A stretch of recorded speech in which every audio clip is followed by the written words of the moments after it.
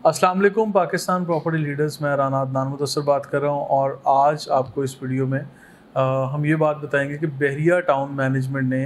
अपनी साबका गलतियों से किस तरह से सीखा और इस वक्त ये किस तरह से अच्छा काम कर रहे हैं। तो अभी हम बात करेंगे बहरिया टाउन मैनेजमेंट के बारे में, ख़ासकर जितने भी डेवलपमेंट के काम इस टाइम चल रहे हैं बहरिया में। मैंने बेसिकली ये वीडियो बनाने का फ़ैसला क्यों किया और क्या वजूहात हैं। मैंने बेसिकली अभी 2-4 दिन पहले विज़िट किया बहरिया ग्रीन्स का प्रोजेक्ट और इसके अलावा स्पोर्ट्स सिटी का वो एरिया विज़िट किया जिसे हम बाउंड्री वॉल से बाहर कह रहे थे, जो नॉन डेवलप एरिया था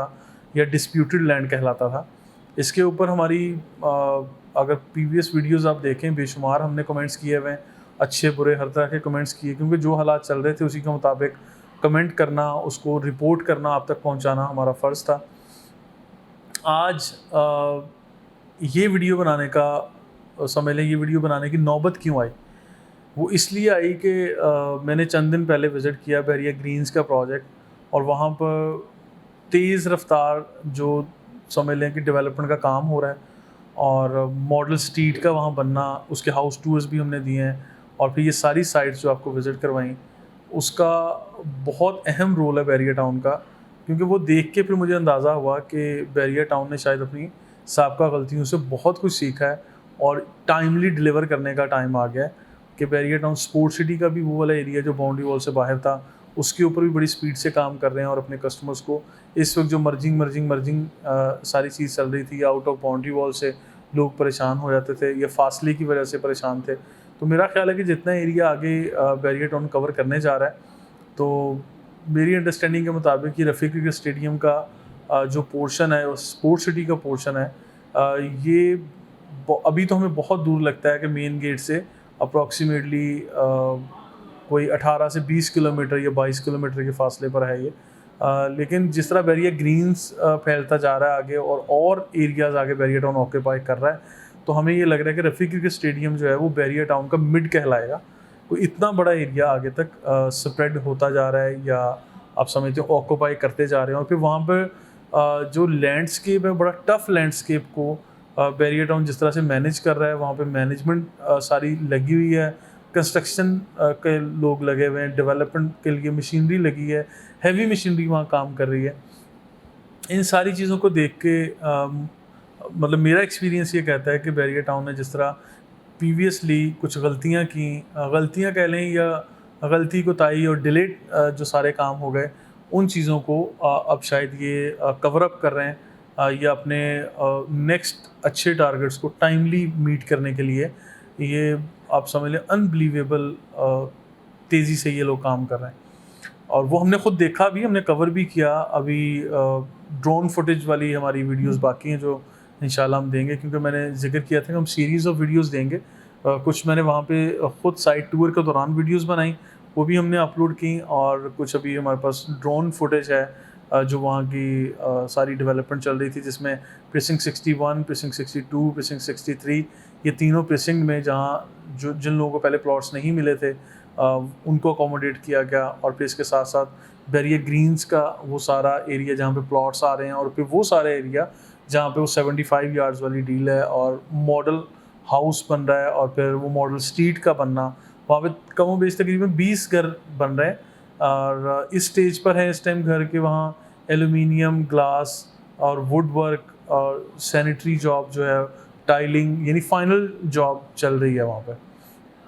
बहुत जल्द ये वहाँ तक अप्रोच भी दे देंगे, सिक्योरिटी मौजूद थी और दूर दराज बहुत है नो डाउट, लेकिन जिस तरह से ये सड़कों के जाल बिछते जा रहे हैं और ये सारा काम तेज़ी से चल रहा है, तो इसको बहुत जल्दी ये इंशाल्लाह कस्टमर को भी हैंड ओवर करेंगे और वहाँ पे एक लाइफ भी नज़र आएगी, क्योंकि उन सारे एरियाज़ को आबाद करने के लिए बहरिया टाउन इस टाइम तगोदो कर रहा है। पूरी जान मार रहे हैं ये लोग, पूरे तरीके से काम कर रहे हैं। और ख़ासकर मुझे खुशी हुई स्पोर्ट्स सिटी का वो एरिया देख के जहाँ पे अभी ये बड़े अच्छे तरीके से वो लगे हुए हैं डेवलपमेंट कर रहे हैं, जो खासकर प्रीसिंक्ट 40 है, प्रीसिंक्ट 41 है, प्रीसिंक्ट 42 है, ये वाले एरियाज़ यानी दूर दराज थे। अब वो टाइम आ गया जिसको मैं इस तरह से देखता हूँ कि अब बहरिया टाउन ने इनको डेवलप करके अब समझ लें कि अपनी ज़िम्मेदारी पूरी करके फिर अपनी इस बात को पलटना है, फिर कस्टमर्स की तरफ आना है कि ओके जी, पे योर इंस्टॉलमेंट्स, कि अब हमने तो दे दिया, अब आप अपनी इंस्टॉलमेंट्स पे करें अगर आपकी ड्यू इंस्टॉलमेंट्स हैं, पेंडिंग है। तो बहरहाल वो वहाँ पे आप समझ लें कि अगर आपको प्रीसिंक्ट 42 में 42A में या 41 में अगर प्लॉट्स नहीं मिले थे, लेकिन अब वो मेरा ख़्याल है कि यहाँ पे जो हम काम देख के आए हैं, जितना एरिया कवर कर रहे हैं, उसमें स्पोर्ट्स सिटी के फैक्ट्रीज जिन्हें हम कहते थे, बड़े आराम से वहाँ पे अकोमोडेट हो सकते हैं। आखिर में मैं जिक्र करूँगा और फिर इजाज़त चाहूँगा प्रीसिंक्ट 23A के विलास के लिए। विलास की देखें, बैरिया टाउन से मैंने हमेशा रिक्वेस्ट की,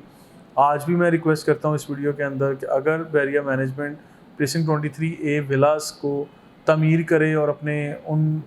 कस्टमर्स को दे जिन्होंने अरसा दराज से इंतज़ार किया, तो मेरा ख्याल है कि ये बैरिया टाउन के लिए मुश्किल नहीं है। अब बैरिया टाउन की जिस तरह से मार्केट चल रही है, जितना एरिया आपके पास है बैरिया टाउन के पास, उनको कहीं भी अकोमोडेट किया जाए, मेरा ख्याल है लोकेशन भी अगर दाएं बाएं कर दी जाए, लेकिन वही जो आपके बैरिया होम्स के डिज़ाइन के मुताबिक 200 गज़ के और 125 या 50 गज़ के जो घर हैं वो बना के दिए जाएं, मेरा ख्याल है कि ये कोई बुरा फ़ैसला नहीं होगा। और ये बैरिया टाउन मैं समझता हूँ कि बड़ी आसानी से इन चीज़ों को कर सकता है, और करना भी चाहिए। वो लोग वेट कर रहे हैं और बड़े अरसा दराज से वेट कर रहे हैं, और इन लोगों ने मेरा ख्याल है कि बहुत सफ़र किया है। बहुत ऐसी फैमिलीज़ हैं जिनको हमने समझ लें मेरे ऑफिस में आके अमली तौर पे मैंने रोते भी देखा है, परेशान होते भी देखा है। ऐसी फैमिलीज़ जो ओवरसीज़ हैं, जो यहाँ की लोकल फैमिलीज़ भी हैं, जिन्होंने मतलब अपनी छत के लिए इंतज़ार किया, और उनका हक बनता है कि इस टाइम उनको डिलीवर किया जाए। तो ये चीज़ मैं बैरिया टाउन मैनेजमेंट से बारहा रिक्वेस्ट भी कर चुका हूँ, क्योंकि अगर मैं ये अपना फ़र्ज़ समझता हूँ कि सोशल मीडिया पे हम लोग मार्केटिंग करते हैं, बेशुमार वीडियोस बनाते हैं, हम लोग सेल्स के लिए बनाते हैं कि ये प्लॉट ले लो, वो ले लो, ये घर ले लो, वो ले लो, ये फ्लैट ले लो, ये नई डील आई, ये पुरानी डील आई, हम सब कुछ बोलते हैं। लेकिन मुझे ये लगता है कि हमारी बात अधूरी रह जाती है अगर हम इन मुतासरीन के बारे में बात नहीं करते। खैर, ये मुतासरीन नहीं रहेंगे जब बैरिया इनको डिलीवर कर दे जाए। देर आए दुरुस्त आए, वो सारी चीज़ें धुल जाती हैं, बंदे को चीज़ें भूल जाती हैं, लेकिन अगर वो चीज़ें मिल जाएँ जो कमिट हुई थी। खैर, बैरिया ने बीच में एक ऑप्शन भी दिया था कि बैरिया हाइट्स में जो अपार्टमेंट्स हैं वो कहीं ऑल्टरनेट दे के आप ले लें। ये भी एक एपिसोड चला, फिर कुछ लोगों ने ये किया, लेकिन बहुत सारे लोगों ने नहीं भी किया। अब ये एग्जैक्टली तो बैरिया टाउन मैनेजमेंट ही जानती है कि कब डिलीवर होने जा रहा है, लेकिन मैं मल्टीपल टाइम्स में ये रिक्वेस्ट भी कर चुका हूँ और मैं करता रहूँगा, ताकि इंशाल्लाह बैरिया टाउन एक टाइम पे इन लोगों को, जो चंद एक लोग रह गए हैं, मेरा ख्याल है अब तो काउंट एग्जैक्टली बैरिया टाउन ही जानता है, लेकिन जिस तरह से लोगों ने सेल किए या इधर उधर अपनी प्रॉपर्टीज़ को एडजस्ट किया, मैनेज किया, तो अब एक अंदाजे के मुताबिक ये लगता है कि अब वो तादाद में बहुत कम लोग रह गए होंगे, उनको घर देने चाहिए। तो लिहाजा अभी जो ये वीडियो बनाने की नौबत आई या मुझे मौका मिला, तो वो ये मेरे डिटेल टूर से जो चीज़ें मैंने परसीव की, जो मैंने सीखा उस अपने विज़िट के दौरान, तो मैं आप लोगों से ये शेयर करना चाह रहा था। मज़ीद इन्फॉर्मेशन और वीडियोज़ के लिए देखते रहिए Pakistan property leaders. Thank you so much.